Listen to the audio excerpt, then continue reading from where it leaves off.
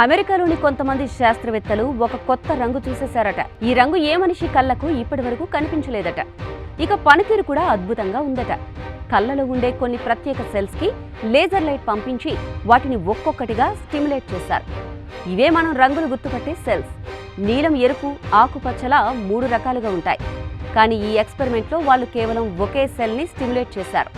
ఫలితం ఏంటంటే మన కళ్ళతో సాధారణంగా చూసే రంగులు కాకుండా కొంచెం వింతగా, కొత్తగా కనిపించే ఓ స్పెషల్ కలర్ కనిపించింది.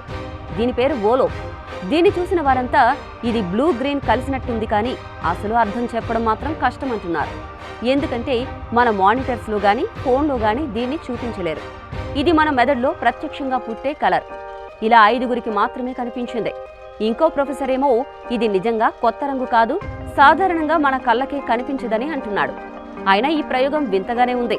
కళ్ళకు రంగులు కనిపించే విధానాన్ని తలకిందులుగా మార్చేసేలా ఉంది అంటూ అంతా ఆశ్చర్యపోతున్నారు.